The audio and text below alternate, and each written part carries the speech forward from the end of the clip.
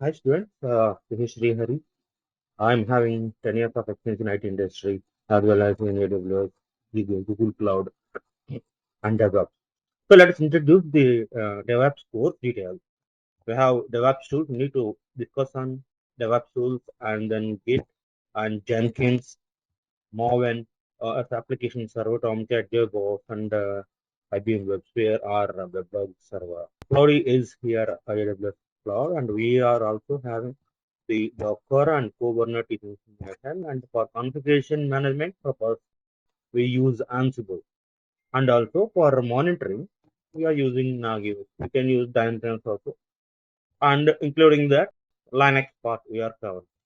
Now, first let me introduce what is a DevOps and why it is needed and which marketing is high and what is the main, technical skills that we need to improve in DevOps to perform very well and get the good opportunity in the industries companies. Okay, DevOps is a combination of operation and development. So previously it was different teams used to work on DevOps. We have development team, dev team, and here we need operational team. So both teams will work differently before DevOps. They will do their code development and they will give the options. And we need to build in Jenkins or using Maven, and we need to deploy into the any application server related to the Java code.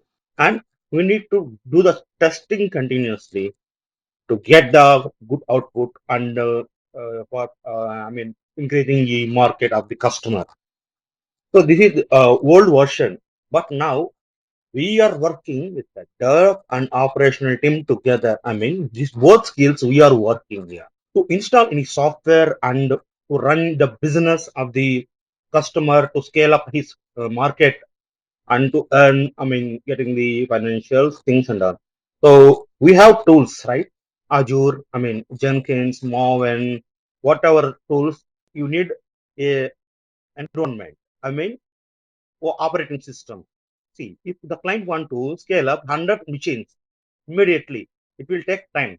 Laptop or whatever, CPU, so he need some time and to scale up. Until that he will not, increase his market, right? So when cloud comes, any cloud, if you take Azure or GCP, AWS, any cloud, you can scale up the instance like in minutes, and you can set up the environment and we can run the markets of URL for the client. Client will access and he can check his financial things and market everything and all. For that, we need any cloud that can increase the instances immediately whenever the requirement high. For example, if you have Flipkart sale and with the seasonal, festival sale, so immediately there will be more customers can log in, right? And they will do orders. Immediately he has to increase his instances. That will not possible in old version. Like they are maintaining data sources. Clients only. Clients will maintain their own data centers. For that, they need some space, and for that they have to maintain some resources, everything on network, this thing and all. And it is, very slow process. When it comes to cloud, it is immediately increase 100 or whatever it may be instances.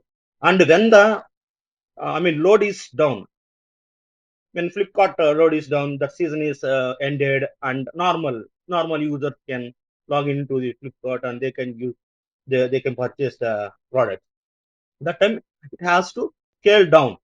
It will do the instances increasing and the instances scale out also. It will possible in cloud. So cloud we can choose any of the cloud environments. So the main purpose is to deliver the business for the client. So what it means, maybe how it will happen actually, the complete DevOps, how it will happen. So developer will have the code. We will call as source code management. code management, where developer they will write their code and they will save it. Source code management tools are like a Git, GitLab, Bitbucket. So they can maintain as per their architect. Depends upon their architect. For example, if they take Git, it is a source code management. It is cloud and it can also use me in on-premises. On-premises means our servers. Okay, locally they can use. So when developer write the code and keep the code into the source code management, and we can pull pull the code anytime. So we can pull the code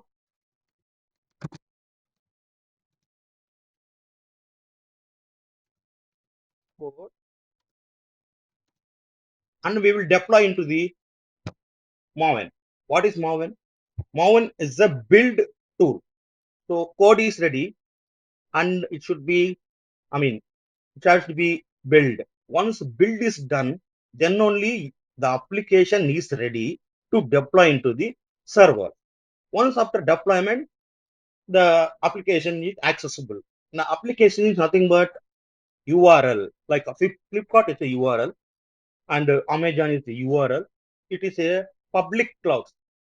There will be two clouds, public cloud and private cloud. So they will use the URL. That is, for us, it is URL. For them, it will be application. So once code is pulled and it will build, Maven will build.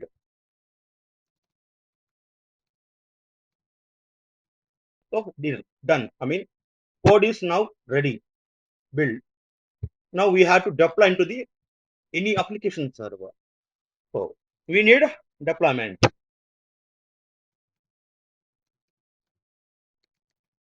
So we can do the deployment into any server. For example, you might have heard about the Apache web server, Tomcat application server, and JBoss application server, whatever it may be. We need to deploy into the application server. Then only client will access and this application server will connect to the database. So application level data usage, data details will be stored in database. So what application server will do? It will connect to the database. What are the requirement that user is asking? It will send the final response to them. So now we have a code and it is built and it has to be deployed here. Okay, deployment need to done. So we have deployed also, but who will do the integration? These are all the different tools. Git will be somewhere, and Maven will be somewhere, and the deployment application server will be somewhere. These are the different tools which is not related to each other. There is only one tool, Jenkins, will integrate all these deployment. Jenkins will pull that code from Git because it has integrated with the Jenkins. Git has integrated with the Jenkins. And Maven is integrated with the Jenkins. And application servers are integrated with the Jenkins. Whenever code is ready, it will pull the code and it will run the application. It will produce an artifact. Artifact means the format of the application. For example, text file. How we will find it out? For example, abc.text, that is the output of the file, right? And the Java file, Java output of the Java. Okay, like that, artifacts will be there. Artifacts is three applications it will produce. One is jar application, one is var application, and finally is ER application. So these will integrate all the once this build is produced, the ER file or var file or jar file, then it will deploy into server, any application server. Deployment is done. So these are all these process called DevOps process and continuously integrate testing. So testing there will be developer which who will maintain the testings actually. So they will do the testing continuously, and we have tools also, testing tools, and also we need to do the deployment.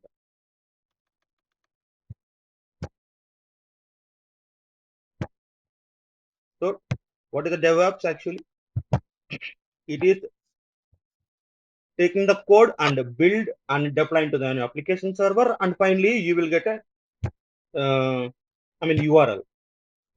See, there will be a development team which will write the code, and this will be integration team and integration, which is the Jenkins. Once integration is done, the process will comes to here integration Jenkins, and testing also integrated with the Jenkins, and continuously monitoring like Nagio, and feedback. Whatever the in the monitoring, what are the things we need to monitor? What is the status of the server? Linux server is working or not? Any CPU usage is high, or any different